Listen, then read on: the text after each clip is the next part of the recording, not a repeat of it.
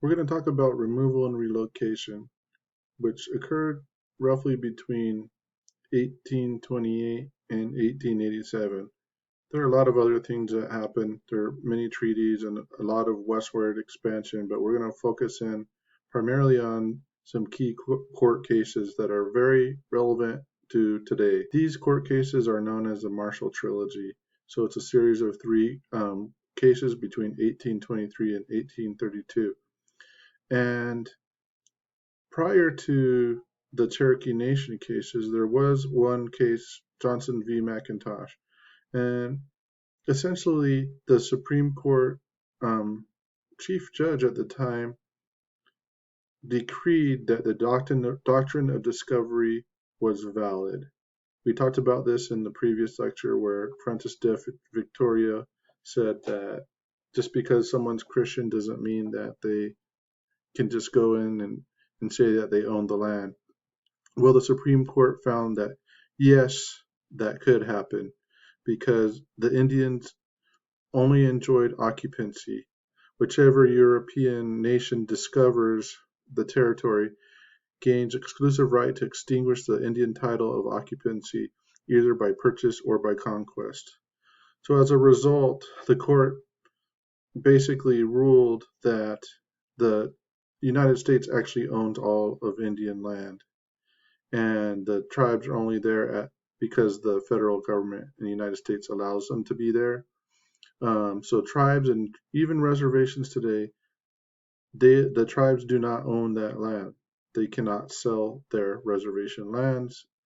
Only the federal government can dispose of it, can open it up, or make sure that the tribes still are there.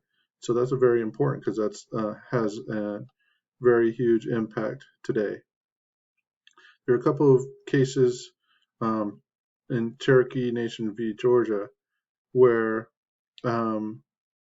basically the Cherokee Nation went to the Supreme Court to prohibit the state of Georgia from implementing laws of the state that impacted the Cherokee Nation. And basically, the ruling was that since the Cherokee Nation wasn't a foreign nation, they could not sue or seek remedy in federal courts.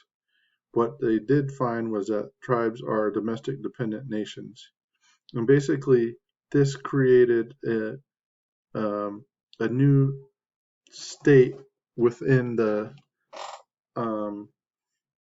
the family of governments of the United States.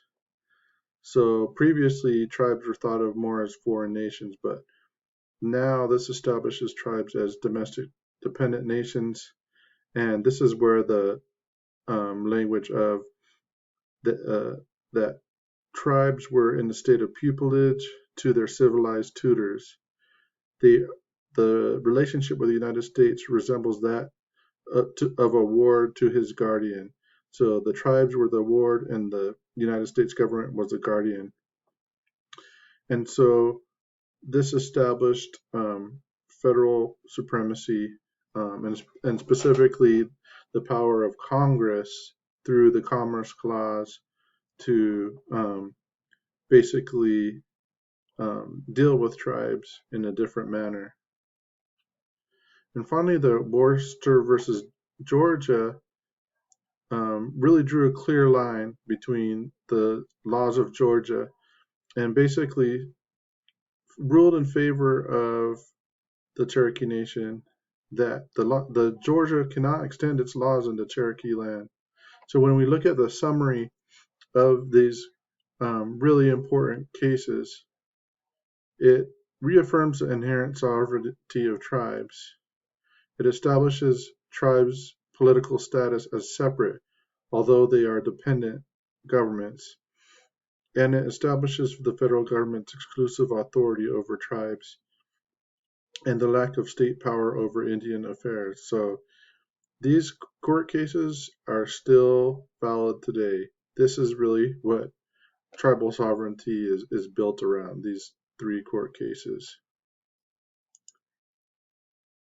The president at the time was President Andrew Jackson, and he did not view these rulings favorably. In fact, he stated that Chief Justice Marshall made his ruling, now let's see him enforce them. And so basically, so we saw that the lawsuits were in 1831 and 1832. These occurred after the Indian Removal Act. And basically, this is an act of Congress to set it into play, Andrew Jackson's policy.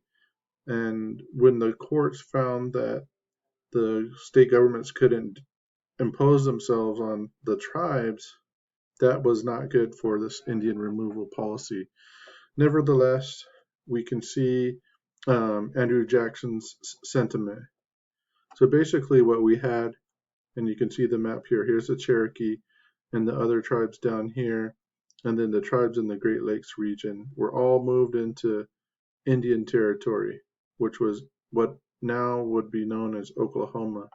And basically, it was a forcible removal of people.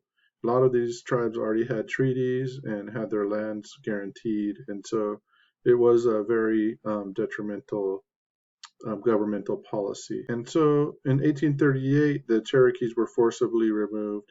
They fought and they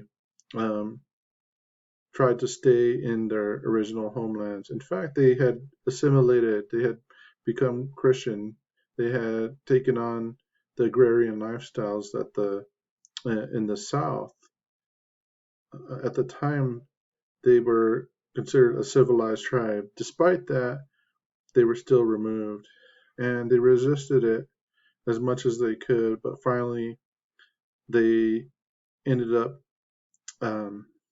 being removed in 1838. And so this happened thousands of miles in the dead of winter, and more than 4,000 Cherokees died along the way. And the Cherokee Nation of Oklahoma is still in Oklahoma, but it is something to note, an important part of history. That's just a brief description of removal and relocation of many of the tribes. And those court cases are very important. And there's a video on the Canvas site that you can look at that tells you the story of the Cherokees and gives you a good idea of how sophisticated they were and the things that they did in order to ensure that they stayed in their homelands. Unfortunately, that didn't work. And so take a look at that video. It's good.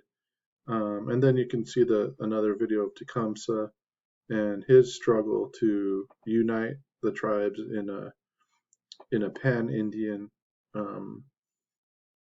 resistance. So good videos, check them out. And then here's your readings. I hope you learn a lot. It's a lot of information, but it's really good, and it'll help you become a better advocate to learn this history. Very important.